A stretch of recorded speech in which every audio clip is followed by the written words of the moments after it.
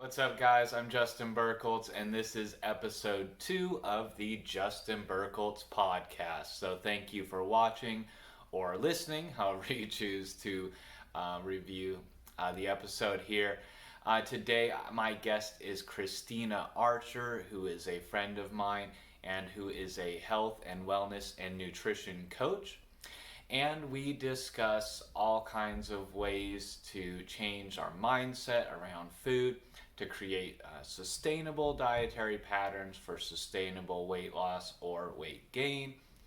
We discuss how much protein you should eat, what the importance of protein is, and so much more. And Christina shares some really great practical tips on how to start changing your relationship with food, and we talk about how that can really be a foundation for changing your entire life. So this was a really great episode. It was such a great conversation, and I know you're all going to enjoy it.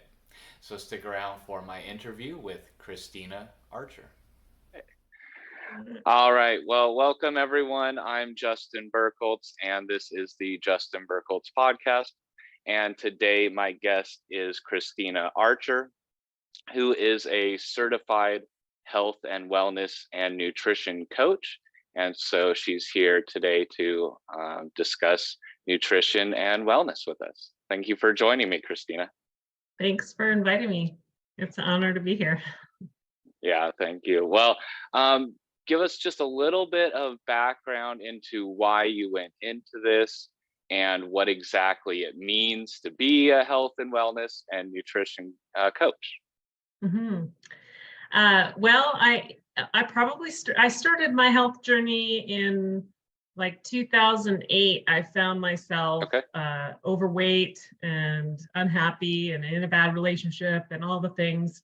And I started myself down a personal development journey, and joined a few, took a course, and that led to some more courses. And I started doing CrossFit at the time, and the paleo diet was a really like popular type of diet. And I ended up really getting into the paleo diet. And I'm a foodie by nature. I grew up in an Italian household, and my mom owned a restaurant for 30 years. So I've been in the kitchen since I was 4, really. And I wanted to create every recipe, everything that was what I love, but paleo. And so I actually created a website at the time, and just it was a log of all my recipes. So I had about 120 recipes. It was called Paleo Appetite. And as I started getting, learning about that, I was reading books after books. I felt I wanted to just learn more. So by I think it was 2013, I took the first level nutrition just on the side. I was working in a corporate job, and I did precision nutrition's level 1 class. And just did that. And along the journey, my husband and I, we lived cross-border. I was in Canada and he was in the US.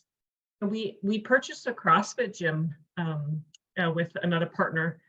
We bought into one, and so I was still doing CrossFit, and I had lost about 50 pounds, through my journey.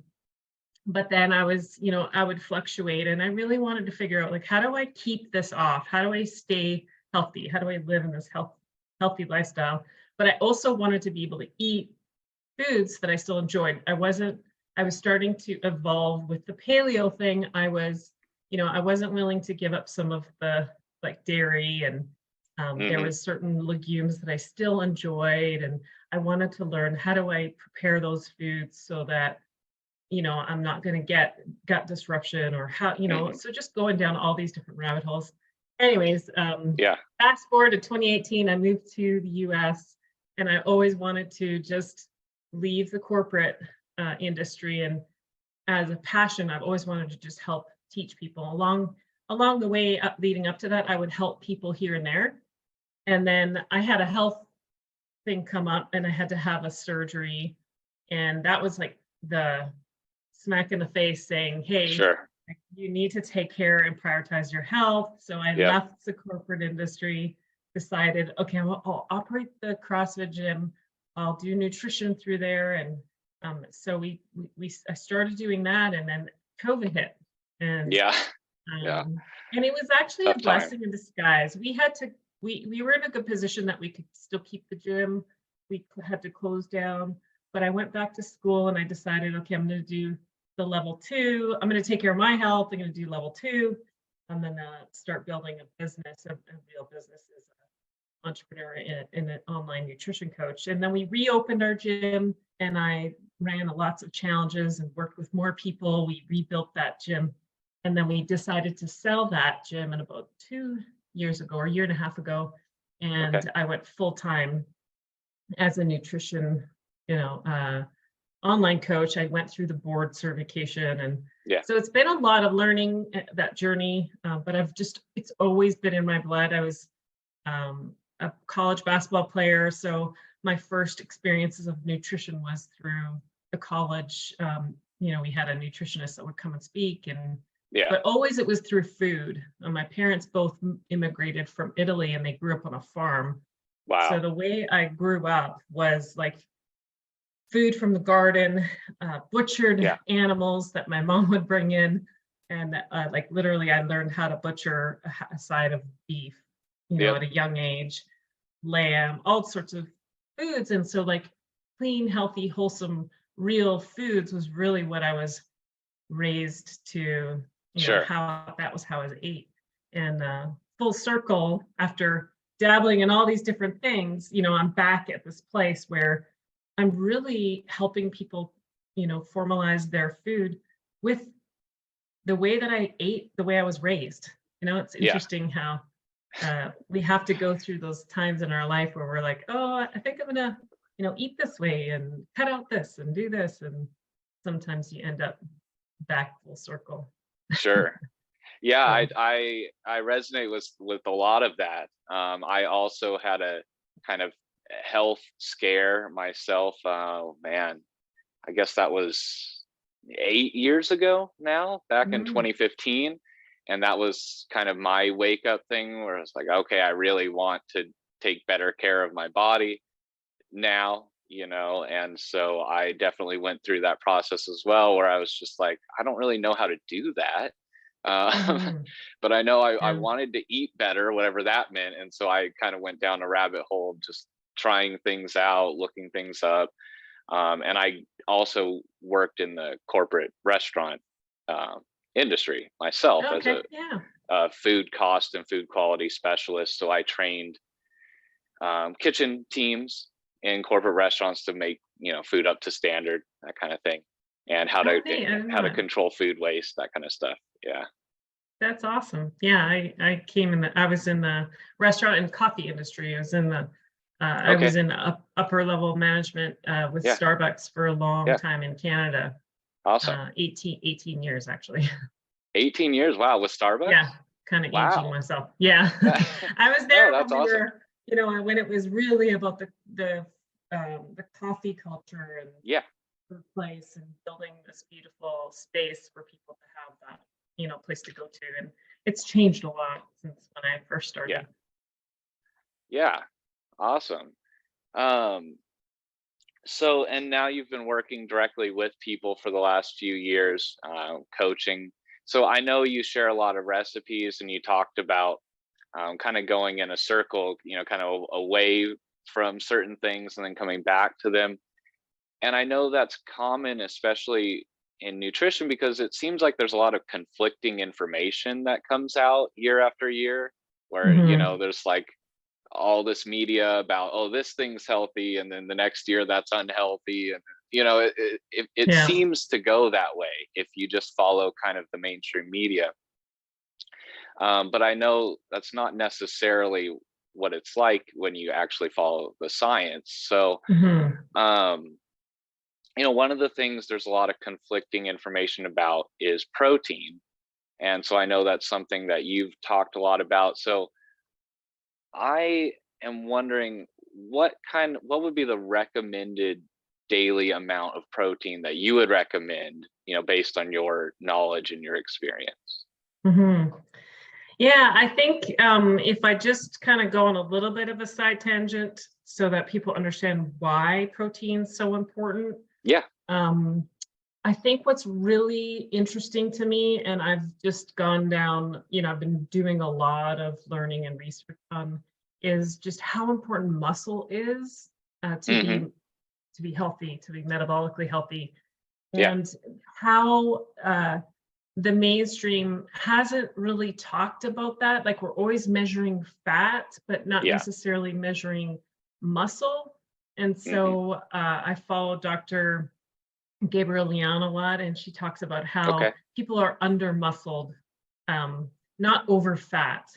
And that makes you just look at the problem a little bit differently, because and it's true, because I have had, there's many people that have more body fat, but let's say they lift heavy, they exercise well, and I mean, metabolically in their blood, when you look at their blood levels, everything's healthy, like they're a healthy Sure. individual.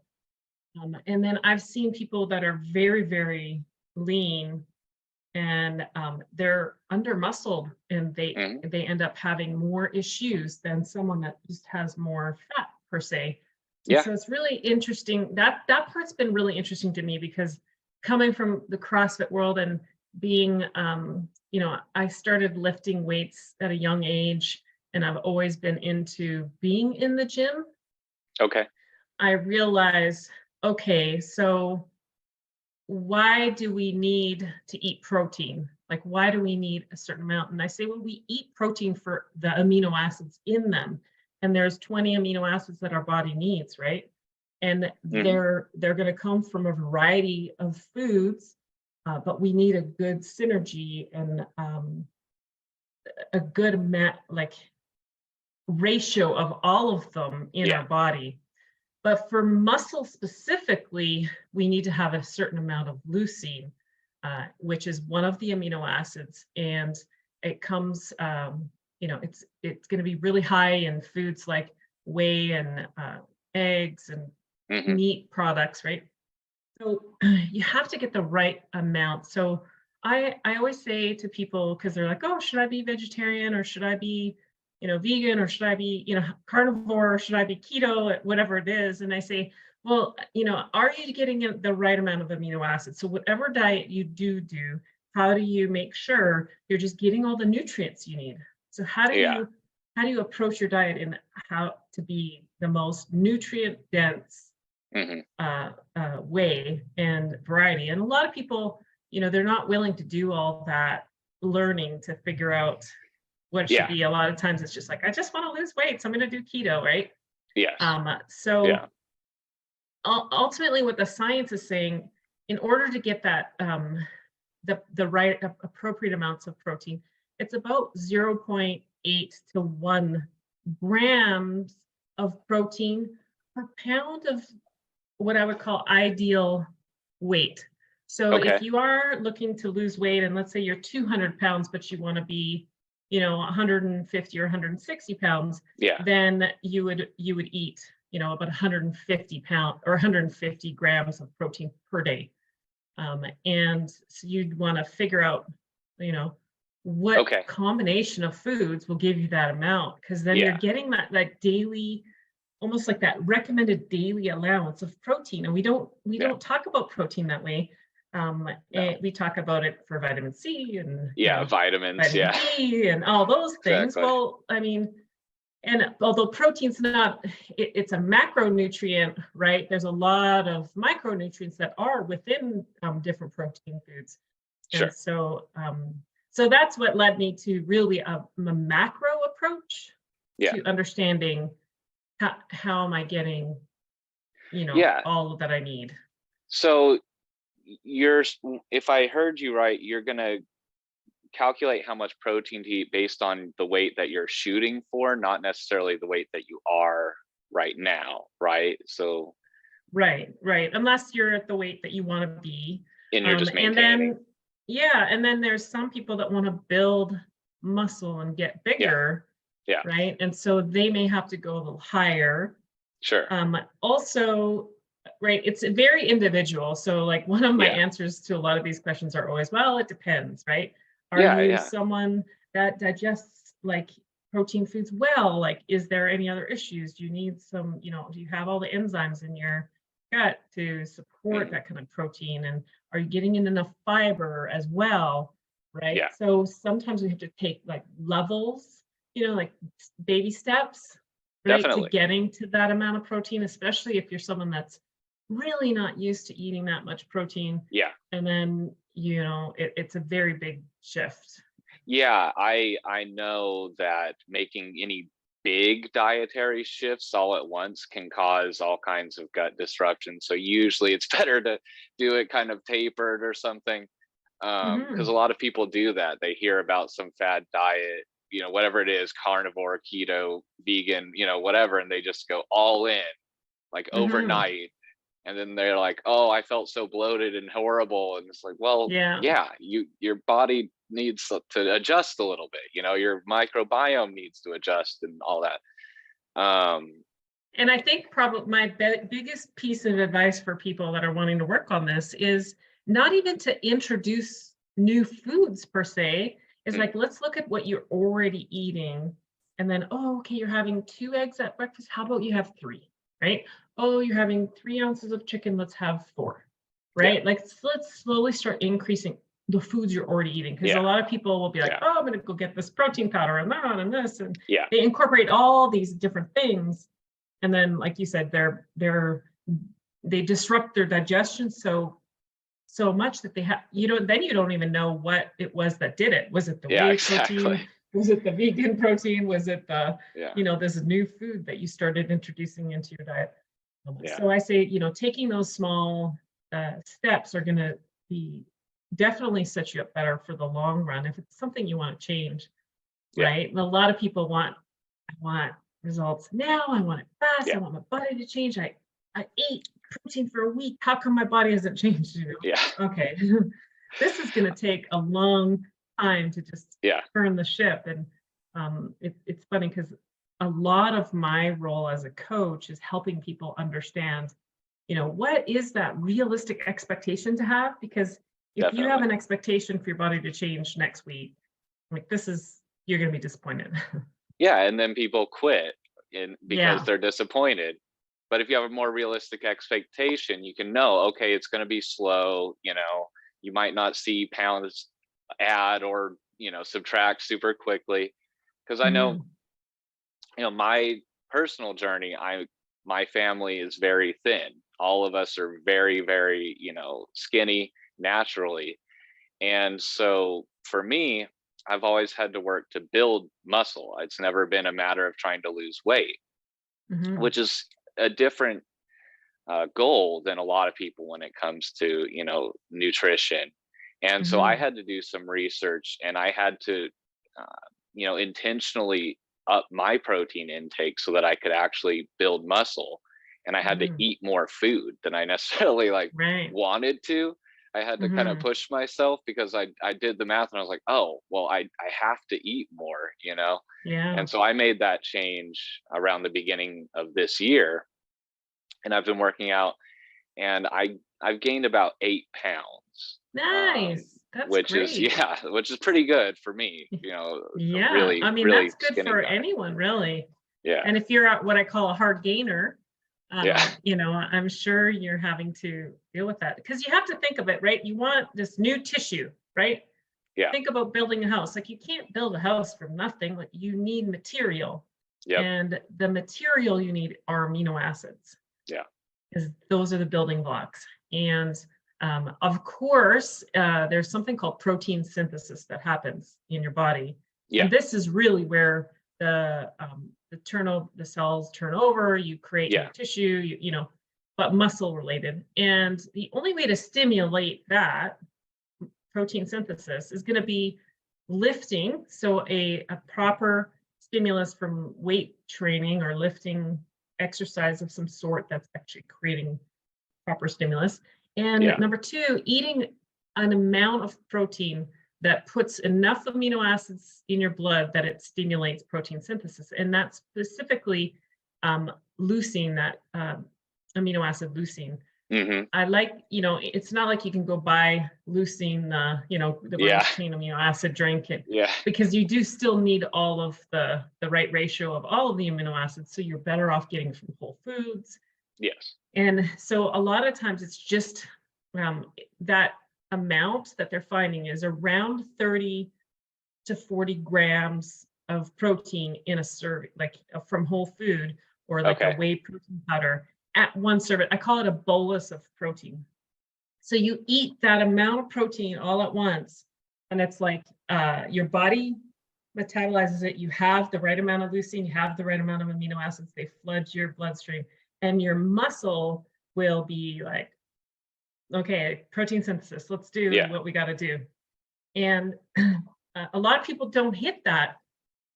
They really don't. And you have to think of protein like it's never really stored.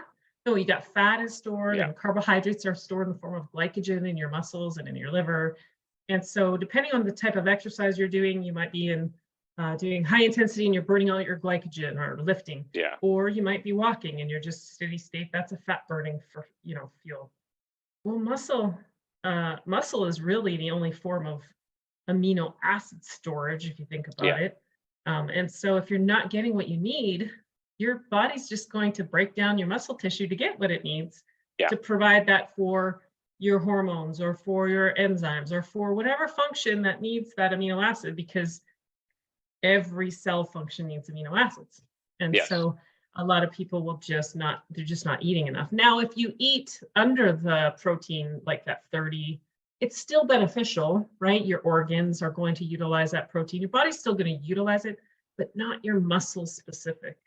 Like it's not going to have that protein synthesis isn't going to take place. And then it just becomes very difficult to build if you're not getting that dosage. And then you have to think like your body about every 3 to 4 hours goes back into this catabolic state if you're not eating.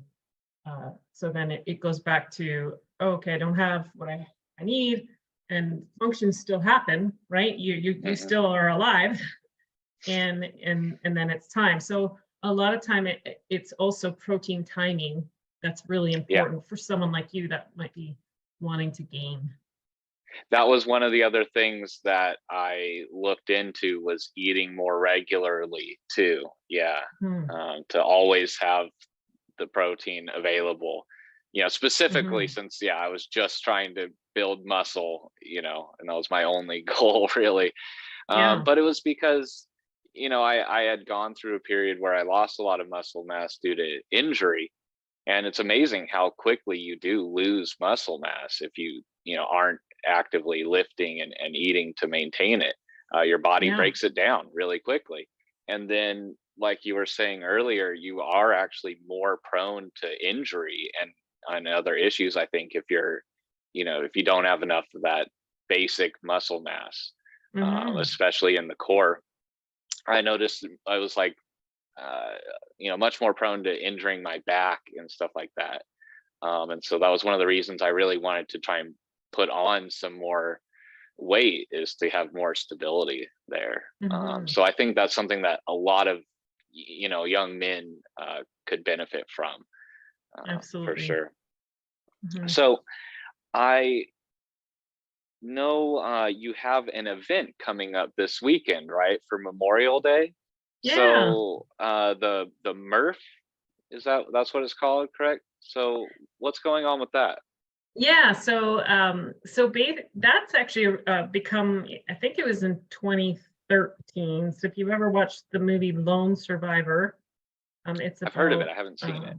Lieutenant that lost his life in Afghanistan, and he happened to be a avid CrossFitter, and he had at the time, like, he had a workout he really loved, and so CrossFit does this like what we call a hero WOD for fallen soldiers, and they sort of they put them in the list of these are the workouts. And so on Memorial Day, that's the tradition, is to do what we call Murph. And it's a mile. If you were to do it RX, the way Murph did it, it was a mile run. So you're wearing a weighted vest. A mile run, 100 pull-ups, 200 push-ups, 300 air squats, and then another mile run. And now, of course, we would never expect someone that hasn't been training with a weighted vest and doing pull-ups ever to come to a workout like that and do that, right? It's more about, coming together, doing something really hard, doing something together, and remembering someone who gave their life for our freedom, right? Yeah. And it's just easy to forget. Yes. So I love this. And for 7 years, we had our CrossFit gym every year. We ran this event on Memorial Day. And so when we sold our gym and we decided last year was the first year, my husband, he's got big goals and big ideas. He said, let's do it in the park in our community. And I just invite the community. And I was like, well, where are they going to do pull-ups? And we happen to have a rig in our backyard we had saved from our gym. And he, he figured out a way to build these beams and erect a rig right in the park. And last year we had a good turnout. People just came, and so this is our second one. So 9 years running and second time in the park here in Anthem, Arizona. Cool. That sounds like a really interesting event. I think that's so cool. I think that's a great way to honor their memory. And like you said, make sure we remember people, because it is easy to kind of just move on with our lives, and kind of forget. But I think it's really important to do. So I think that's really cool. I wish I could join you if I was nearby, but it's a little bit out of my way to come out to Anthem there. So maybe in the future or something. Yeah, maybe. All right. Well, I also wanted to ask you about some health and wellness or mindset like books that you might recommend. I know you've mentioned some in some of your Facebook posts. So I was wondering if you have any, like your maybe top 3 kind of books in that range for us. Yeah, absolutely. Oh gosh, that's a tough one, because I'm a book. I see you love your books too. Lots of books too. A little bit. Yeah. If I say something, probably my top when it comes to nutrition, mindset. I mean, mindset carries with us for everything that we do. Yes. But more specifically, like, it's really just a matter of behavior change and creating new habits. But sometimes it requires us letting go. And so I would say, letting go of our stories that we've made up about whatever it is. And the most powerful book that helps you navigate that part is called Loving What Is by Byron Katie. And I have it on my desk, actually. It's this is the book here. And so Byron Katie, I don't know, can you see it? Have you heard of her before? No. She does what's called the work. And we have an experience in our life, and we create like a story about what happened. Yeah. And how do we break free from that, right? Okay. Sometimes that's the part of what's holding us back, is just kind of how we're thinking about something. So letting go of, like, for example, I had to let go of my idea that food had to be, this pleasure thing always, right? I grew up in an Italian household, and you eat like but the way I associated that was different. Like in Italians, it's like clean, pure. You have a tomato you grew yourself, and it's very different. You enjoy it, and you enjoy some of it, and so anyways, that was a whole nother. So Loving What Is. The next probably top one would be Atomic Habits by James Clear. Yeah. Oh, I lost so Atomic Habits is something that's so powerful. Just a ton of strategies on how to change behaviors in your life. Putting in new structure and systems so that you can execute, right? And execute consistently. And so I actually read his book or listen to it on Audible every December. I was doing it every January, and I moved it to December this past year. And that was really great for me, because this sort of is leading me into the new year already with, my new goals and, my new habits that I wanted to work with. So that book, And then Yeah, I love that one. it's such a great book. Let me see, a third book. The first thing that comes to my mind is Mindset by Carol Dweck. Okay. And she is really the person who coined, a growth mindset versus fixed mindset. Yeah. Yeah, and her book is fantastic. It's a small read, Okay. really powerful. It's like a relationship section, a business section, how to approach. And so there's four sections. I don't remember them all right now off the top of my head, but a powerful, great book. She's got a TED Talk. She's got lots of information out there online. She's a scientist and has been studying this, human behavior, and especially in young children. And so if you're raising children, there's a lot of really great sort of approaches to how to speak to your children. She goes through. So those would be, I think, my top three that come to mind right now. There's so many great books out there. No, that's great. Those are great recommendations. I will post links to all of those in the description for anyone who's interested. And I am not familiar with Loving What Is, but the other two are great books. So yeah, I think with what you're doing, you'll find her fascinating. Yeah, Truly. I'm definitely going to look that up. It will be added to my list. Yeah, and she actually has like free resources on her book. She has a sort of a scaled down version of the book that you can download for free. She's got all these different worksheets you can use awesome. to go through, working through thoughts that you have. How do you turn around thoughts? How do you create, turn around judgments you're making and stories you're making up about it? And it's so powerful. Like I've done it myself where I've done the work. So she calls it the work. Yeah. And it's after you answer these questions on the sheet, it almost like completely evaporates your thought and your story about it. And it's like this amazing release because you're like, why did I even think of that way before? Like, this makes no sense. So it's really neat.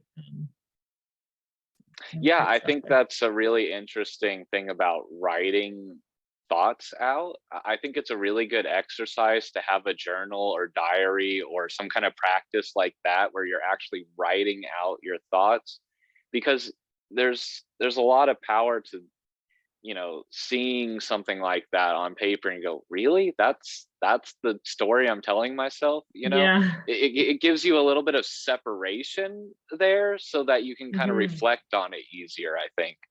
And a lot of people benefit from that.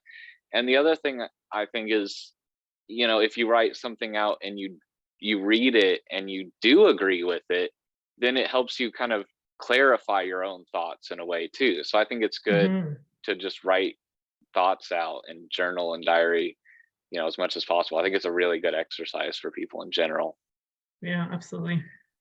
Well, so you talked about changing your mindset about food from being focused like purely on the pleasure to being more focused on kind of nutrition. Are there any other kind of mindset shifts around food that come up commonly with your clients or anything like that? I think it's tied. I guess I would speak to more of, again, that idea of letting go. For example, for myself, in my own personal experience, I have this association of wine. So I'm a little bit of a wino as well. I have my sommelier level one, and I'm just nerded out on wine stuff, but I don't consume it much anymore. I still enjoy a glass here and there. But it's interesting how different foods will trigger me to want to have the wine because I associated. So I associate, like a charcuterie board with wine. Yep. And so the other day I had a piece of like really nice salami, and I had some Parmigiano Reggiano, like just for a little snack. So I had cut that up, and I was having a little more of a stressful week, just emotionally, and doing the roller coasters of running your own business. I'm sure you've experienced. And and I was looking up, and I have a little bit of a wine collection now because I'm not drinking wine, and I have these bottles of wine here in my kitchen, and I'm looking up, I'm eating the salami, and I'm thinking to myself, oh, I need a glass of wine with this. Yeah. You know, like, oh, I'm not, and I was starting to look at them, and I'm like, oh, which one could I open?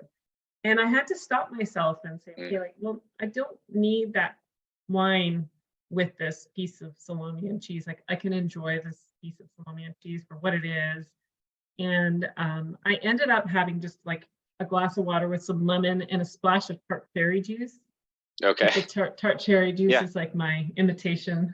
It's the same color as wine, but it has a lot of health benefits. It's supposed to be good for you. Yeah. Yeah. Really good for inflammation, really good to help you sleep. Anyways, I had that, and I just kind of took a minute to just notice what it was I was doing.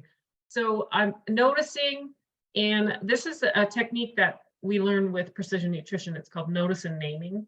So I noticed what was going on for me, and I just named it, oh, like this is just my story I made up about how I eat these foods, right? If I'm gonna eat this cheese and meat, I gotta have the wine. That's the rule. They go together, you know. And I realized, so I had a little internal battle there, and I mean, it was in the middle of the afternoon. I'm like, I've got a bottle of wine in the middle of the afternoon, right? So it's dealing with those moment by moment. But I say, when you have a plan ahead, right, and part of a plan might be, when that moment comes up for you, what are you going to do about it? Like, is there something different that you can have? Like, I call it like a food swap. So instead of having the wine, a common one I would have when I'm craving something like wine is actually kombucha. I'll have a little bit of kombucha, and I'll put that in a wine glass sometimes. And I was like, I'm not having the wine right now. I'm having, you know, my glass of kombucha. That's my replacement. And I had another client, and she was, you know, pretty much finishing a bottle of wine a night. She would work like 12, 14 hours. She was in the food industry. And then she would go home, and the way she unwound was with this wine. And her health was really suffering. She had a lot of weight that she needed to lose. And so I said, okay, we're not going to just completely rip out the wine from your life, but how about during the week, we figure what's something different. And she said she used to drink Sleepy Time tea. I don't know if you know that brand. It's just, I think you can buy it at any grocery store, and it's just a Sleepy Time tea, and it has. Yeah, I've had it before. I think different, you know, different relaxing type of like valerian root and stuff like that. Yeah. So she, okay, I'm gonna get that. And so she started doing the tea thing, and then she would have wine on the weekend. And we got her walking. And so I said, you know, I want you to just go for a walk by yourself. She had a lot of kids, a lot of family that she's always attending to. And only 5 minutes. You don't even have to go for very long. Just, you know. So she started doing this, and she dropped 40 pounds in 12 weeks with me. And just by changing those two things, we also increased her protein. And all we did was week to week, like work on, okay, what could it look like? What are the challenges that are going to come up this week? How are we going to make a plan so that when that moment comes up that you want to have, what you know, is whatever it is that it might be, you could just, you know, have that, I'm having my tea, right? So I kind of went a little longer on that, but I think letting go of the story about how something should look, what something should look like, or how it looks like, right? Memorial Day, perfect example. Memorial Day, I'm going to go to the lake, and I'm going to drink beer. Drink and barbecue, drink and barbecue, and have the chips, and have the this and that. And I mean, that's great. Like, you can have some of those things. I'm not the type of person that's saying, like, you got to remove all those great things from your life. But there's some strategies that you can put in place so that because you could really, and it's really easy to out-eat your hard work from the week. Definitely. You know, a lot of people will be really clean all through the week. The weekend comes, and they don't get as many steps in. They don't eat, you know, as much protein because they're not focusing on it. They don't go to the gym because they take the day off. They add alcohol, and now they they literally, the little deficit that they created throughout the week, they blew on the weekend, and maybe they stay the same, and they don't lose. And then they're like, oh, I'm not getting any results.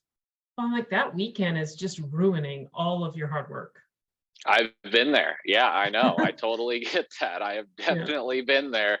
And then Monday comes around and I feel terrible, and it's like, why did I do that? Yeah, exactly. And then you feel guilt and shame, and that Exactly. carries yourself into And then this you eat emotional. worse because you're feeling all guilty, and Right. Yeah. So notice and naming also comes into play when you're like, oh, like what am I doing here to myself? That is because a lot of times I did this too. On Friday night, I blew it. And so then I'm like, well, I blew it Friday. I might as well just have the pancakes on Saturday and then have the mimosas on Sunday, and we'll start all over on Monday.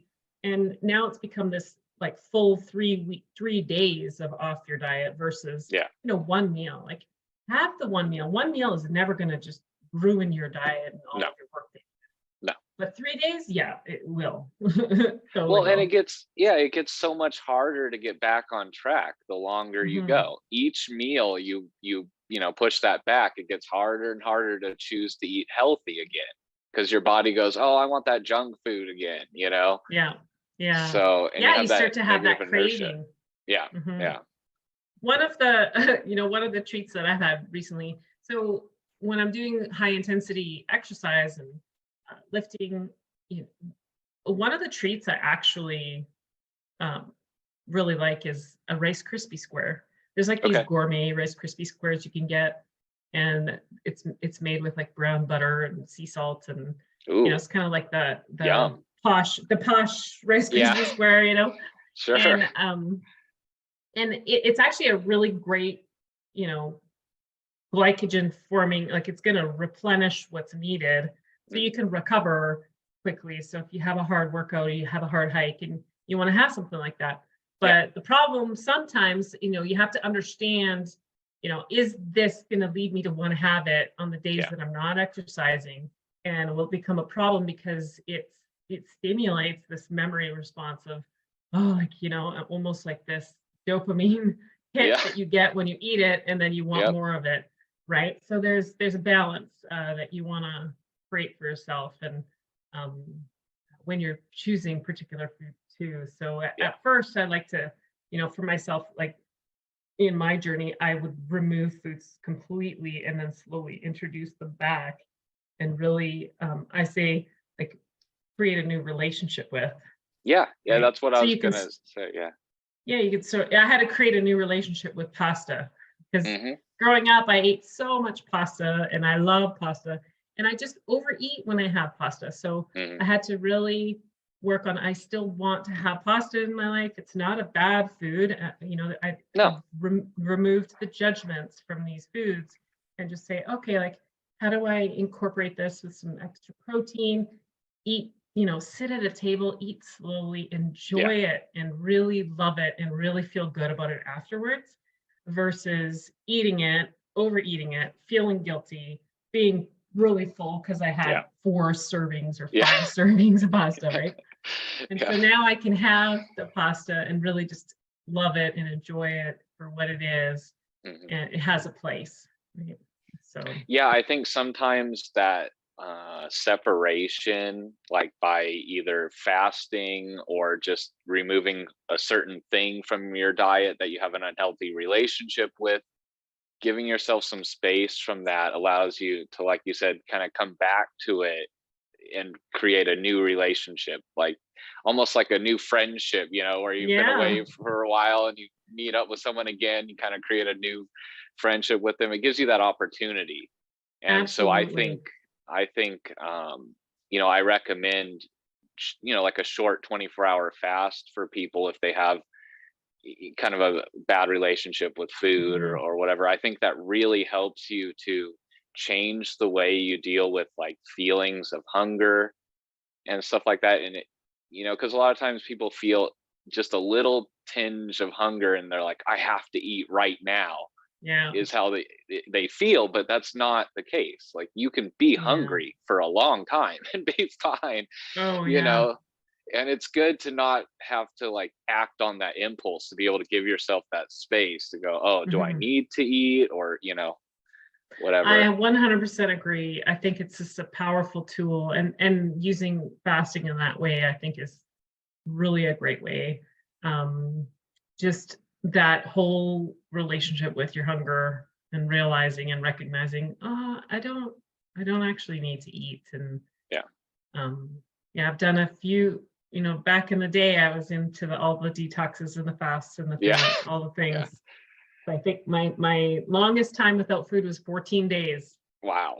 But it wasn't to create a new relationship. It was like, I want to lose weight. I wanted the skinny body, and so it was an unhealthy approach to it. But I still, when I think back and reflect, I did have some learnings. I could now go back and think, well, yeah, like that made sense. And I think probably 3 days was my, when I was a little bit more mature and understanding, and just did a water fast for 3 days. That was really powerful for me.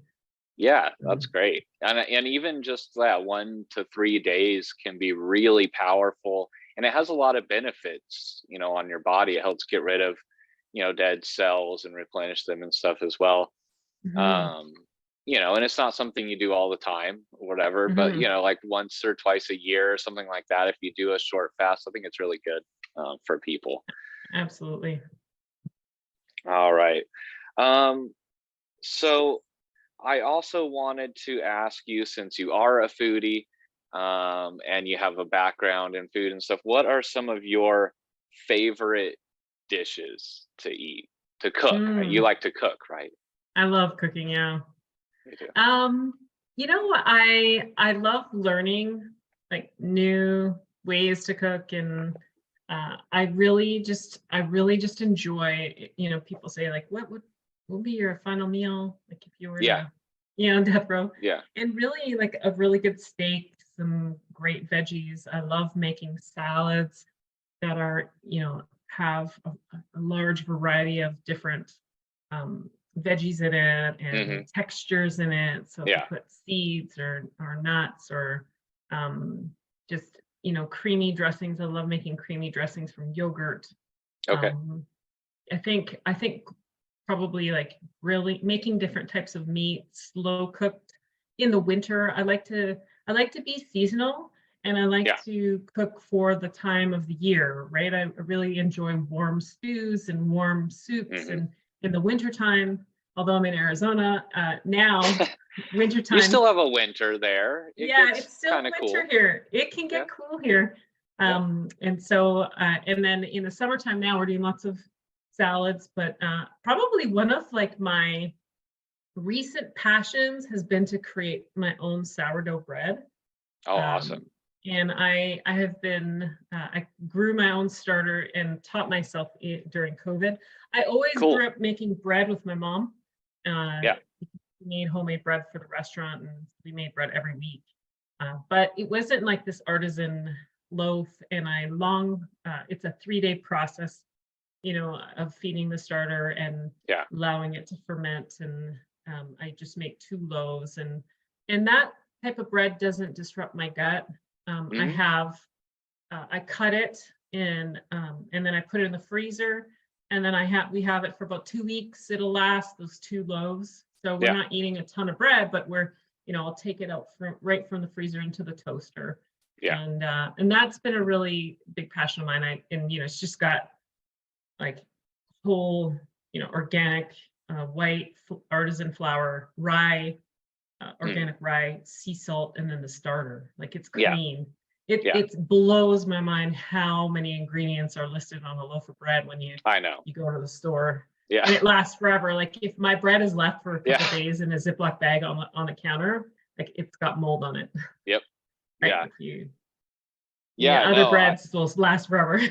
Exactly. I think that's a really great point. And I also grew up eating a lot of homemade bread, making bread at home. And it's very different than buying a loaf of bread at the store, flavor wise, texture wise, quality.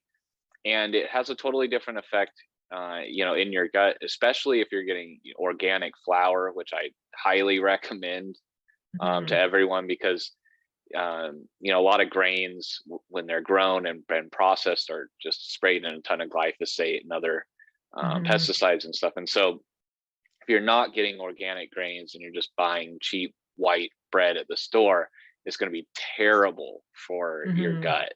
It's one of the worst things I think you can eat. But if you're making your own sourdough from quality ingredients, it's actually good for you. It can be really supportive to a healthy, gut microbiome, especially the fermented breads like sourdough. Yeah. One of the things I've been getting into this year has been fermentation, but I've been doing beverages. So I've been making my own kombucha and tepache, which is a Mexican fermented drink with like pineapple and cinnamon and the cone sugar, like that Mexican sugar that's in the cone. That's if you've cool. seen that. I haven't had that before, I don't think. Interesting. It's really good. Yeah. You can buy it at certain like health food stores. There's like a brand that has cans of it. Like you can buy, it'll be near the kombucha in like specialty stores. And so I was inspired by that. Like, well, I think I can make that. I already have fermentation equipment, so it's a really good drink. And those wild ferments or homemade ferment, either breads or drinks or whatever, it's supposed to be really good because you get a wider variety of microbial growth. Whereas if you buy like kombucha from the store or something, it's like one specific strain that they use, and it'll have a lot of that, and that has some benefits probiotically, but the stuff you do at home is a lot better from what I hear. Yeah, definitely. And you can control the fermentation time, so the longer you ferment, the more sugar is fermented out. And it's a science, definitely a science project. I know. Do you do any other fermentation other than the sourdough? Or I do actually yogurt. And awesome. I started, so I was having a real gut issue. I had gotten like a bug, and I think it just wiped my gut out. And so I was on the hunt to figure out, what I needed. And what was interesting was I did a hair testing, and there was like 5 strains. It tested your gut bacteria as well, and there was 5 different strains that it showed I had little or none. And they were important strains like L. reuteri and a couple of the other ones that got such long names. I can't do. But anyways, I got the book Super Gut by William Lee Davis. I'm not sure if you heard of it. And he had all these different yogurt recipes. And so I wanted to test that out. And L. reuteri he's got an L. reuteri yogurt recipe. And so basically you buy the probiotic, and he gives you some suggestions from a company. There's a Swedish company that has this L. reuteri. You can find it in kefir. There's 12 strains of bacteria in kefir, usually the ones that you buy. But it's not in a powerful enough amount. And so I ordered the probiotic. You buy inulin, and you just use a little bit of, when you do your first one, you do a little bit of yogurt. And then I bought an Instapot because I wanted to have a little controlled environment, because in Arizona, my kitchen can get really warm. And so that I found a great Instapot. And I started making yogurt. It was so delicious. And you can make it with dairy or not. By the time, if you have dairy intolerances, they find that all of that lactose is pretty much eaten out of it. Because I was fermenting it for like 36 hours. Wow. At 101 degrees. So you just have a small amount, and it's really powerful. It's got like in the trillions. And it's live. It's there. So I started playing around with that and doing the yogurt. And then now next on my list is I want to buy that A2 milk and do yogurt, because all you need is whatever brand of yogurt you really like. And I like Icelandic Provisions is the name of them. I'm not sure. And they do a skyr. Yeah. Yeah. I'm not sure how it's supposed to be pronounced. Yeah. And the only difference is they put rennet, which is for cheese. They put that in there. And so it creates this more creaminess. It takes some of that tang out, and it tastes decadent. But you know, they'll make it with non-fat milk, so it's just a Greek yogurt. It's really thick and creamy, smooth. So I want to do a yogurt, and so you just need some of that milk, and you can use inulin. It's like a prebiotic that you put in there. It comes from artichokes, artichoke powder or whatever, and then you set it to yogurt setting. And it's about 12 hours, I think, 8 to 12 hours. I think you can ferment it for longer. And that's next on my list to get done.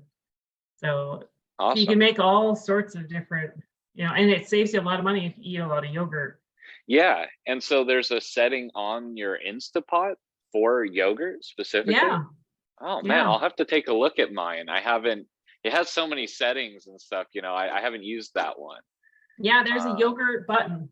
Now, not all of them have that button. Okay. I bought the 12 cup, you know, one. I actually, whenever I want to buy a piece of kitchen equipment, I always go to America's Test Kitchen.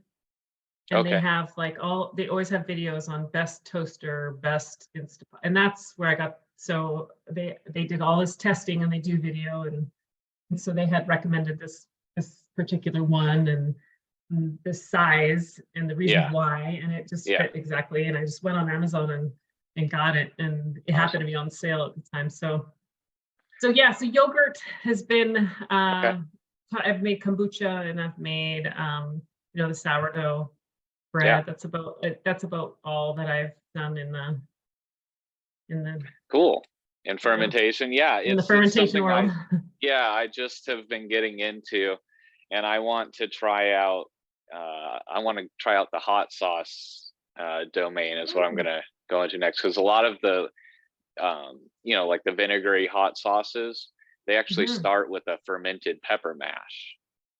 Neat. Yeah, is how a lot of them are made. And so I want to try making my own at home, because you know, sounds delicious. I'm really into hot sauce. Oh yeah, I love hot sauce too. Definitely wear gloves and a mask when you're doing, because you have to chop up lots of peppers, and I've experienced that. Yeah, you got to be careful. Definitely wear gloves when doing the spicy peppers, because you will accidentally touch your face or something. Yeah, it's like inevitable that you just brush yourself on accident. Like, oh, that's horrible. So my parents are from Calabria in the south part of Italy. Awesome. Yeah. And hot peppers are a thing. So the Calabrian chilies or whatever. The Calabrian chilies, you know. And so when my mom goes down, because she has a house there and some land, and she'll, you know, go to the local farmers market or family, or depending on the time of year, and purchase the chilies, and then dry them on the balcony in the sun, and then crush them. And so, you walk into the house, and it's just like, your eyes start tearing, and I go, okay, these are some hot Calabrian chilies that she's mashing up. Delicious. I love those. Yeah, it's one of my favorite Italian foods or ingredients or whatever. I love those. All right, well, I also wanted to ask you really quickly here. We talked about some books that you recommended before. I was wondering if you might have some podcasts as well that you could recommend to people around health and wellness or nutrition. I would say probably my number one podcast that I go to regularly is Mind Pump. Have you heard of Mind Pump? Mind Pump? Mind Pump Radio. I think it's like top most downloaded fitness podcast that exists.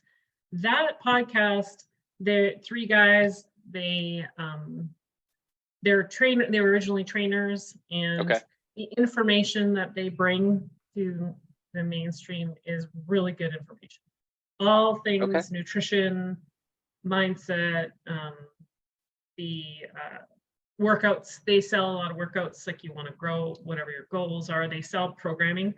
Okay. That's like their primary specialty. And each one, there's 3 guys, and each one of them have their own specific sort of modalities that they specialize in. But they're really great. They kind of have the entertaining first part of the podcast, and they do a lot of live question and answers. So people will call in and ask their nutrition or fitness question, and they just present really great information. It's all in alignment with what I would say, talking about the protein, eating whole foods, doing the work, being consistent. Like they're delivering the right messaging that the world needs, the world needs to know about.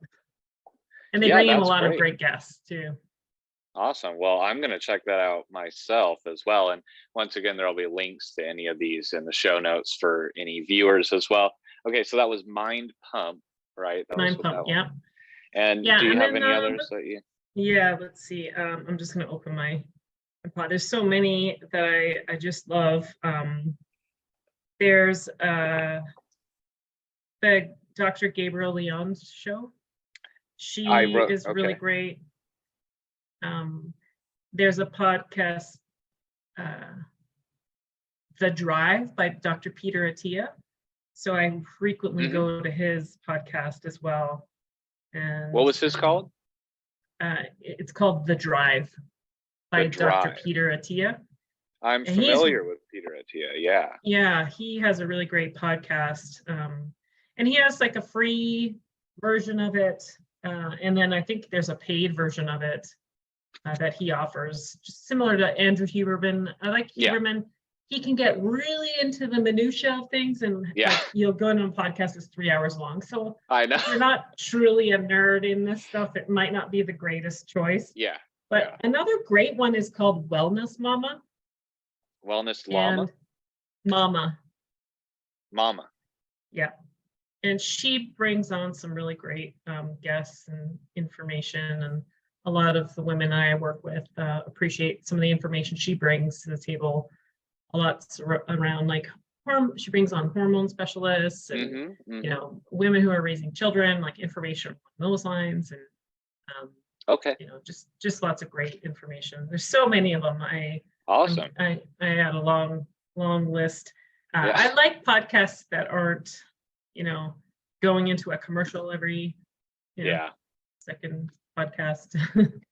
Every second 10 minutes there's an ad, but most of those ones are good. There's Mind Pump is really great because they separate it out, and you can see where you can fast forward it if you want to. And I actually end up listening to all of it now, because they do a good job of just giving you information, and not like this long commercial.